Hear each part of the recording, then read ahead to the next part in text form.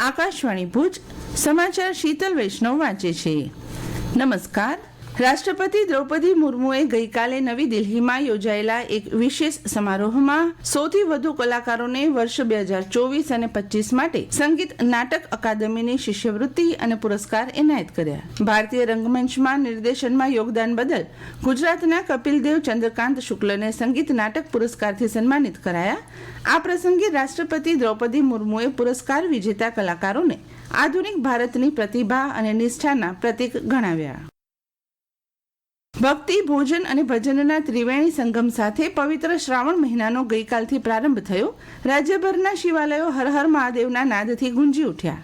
પ્રથમ જ્યોતિર્લિંગ સોમનાથ મહાદેવ મંદિરે પણ 51 કુંડીય મહામૃત્યુંજય મહાયજ્ઞનો શુભારંભ થયો. નાયબ મુખ્યમંત્રી હર્ષ સંઘવીએ મહેસાણાના વડનગરમાં શ્રાવણોત્સવ અને ડમરૂ યાત્રાનો પ્રારંભ કરાવ્યો.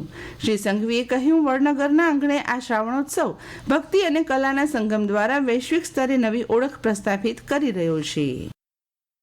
ભારતની અંગ્રેજોની ગુલામીમાંથી આઝાદી મળ્યાને 79 વર્ષ પૂર્ણ થશે અને 15મી ઓગસ્ટના 80મા વર્ષની ઉજવણીને અનુલક્ષીને દેશની સાથે કચ્છના લોકોમાં ઉત્સાહનો માહોલ જોવા મળી રહ્યો છે, જે માટે જિલ્લાભરમાં પૂર્વ તૈયારીઓ ચાલી રહી છે. સરકારી સંકુલો અને જાહેર સ્થળોનો રોશનીથી શણગાર કરાયો છે. દેશમાં વર્ષ 2022થી હર ઘર તિરંગા અભિયાન શરૂ થયું છે, ત્યારે આ રાષ્ટ્રધ્વજની આમના જળવાય તે રીતે તેના નિયમોને પાળી ઘર પર તિરંગો લહેરાવવો જોઈએ. તો આ રાષ્ટ્રીય તહેવાર ઉજવવા બજારમાં અવનવા ઝંડા, sticker, brooch, bike stand, tattoo વગેરે સામગ્રી ઉપલબ્ધ બની છે. ભાઈ બહેનના અતૂટ પ્રેમ અને સ્નેહના પ્રતીક સમાન રક્ષાબંધનના પવિત્ર પર્વને ધ્યાનમાં રાખીને ભારતીય ટપાલ વિભાગ દ્વારા નાગરિકો માટે એક વિશેષ જાહેરાત કરવામાં આવી છે. ટપાલ વિભાગે દેશભરમાં રાખી મેઇલ સેવા પર 10% વિશેષ ડિસ્કાઉન્ટ આપવાનો નિર્ણય લીધો છે. આ યોજનાનો મુખ્ય ઉદ્દેશ નાગરિકોને પોતાની રાખડીઓ સસ્તી, ઝડપી અને ભરોસાપાત્ર સરકારી સેવા દ્વારા પ્રિયજનો સુધી પહોંચાડવામાં મદદ કરવાનું છે. આ યોજના 12 ઓગસ્ટથી સમગ્ર દેશમાં અમલી બની છે. ટપાલ વિભાગ દ્વારા તમામ નાગરિકોને અપીલ કરવામાં આવી છે કે રક્ષાબંધનના આ પવિત્ર અવસરે પોતાની રાખડી સુરક્ષિત રીતે વ્યાજબી દરે મોકલવા માટે નજીકની પોસ્ટ ઓફિસની રૂબરૂ મુલાકાત લે.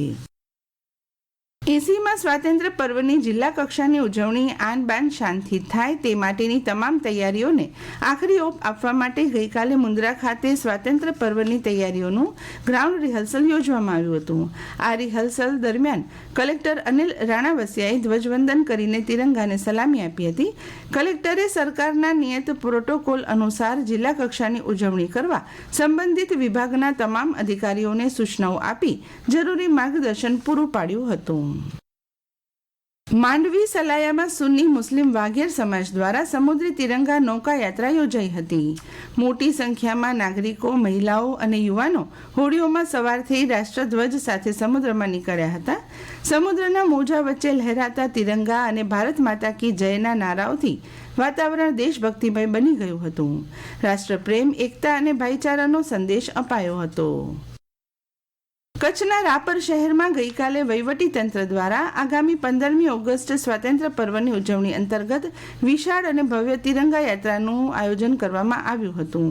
આ યાત્રાના માધ્યમથી સમગ્ર સરહદી વાગડ વિસ્તાર દેશભક્તિના રંગે રંગાયો હતો અને રાપર શહેરમાં રાષ્ટ્રપ્રેમનો અદ્ભુત માહોલ જોવા મળ્યો હતો. ભારત અને શ્રીલંકા વચ્ચેની 2 ટેસ્ટ મેચની શ્રેણીનો આવતીકાલથી શ્રીલંકા ખાતે આરંભ થાય છે. પ્રથમ ટેસ્ટ મેચ ઘેલે ખાતે આવતીકાલે ભારતીય સમય મુજબ સવારે 10 વાગે શરૂ થશે. બીજી તરફ વિશ્વકપ હોકી સ્પર્ધાનો આવતીકાલ 15મી ઓગસ્ટથી આરંભ થશે. બેલ્જિયમ અને નેધરલેન્ડમાં સંયુક્ત રીતે યોજાનાર સ્પર્ધામાં પુરુષ અને મહિલાની મળી 32 ટીમો ભાગ લેશે.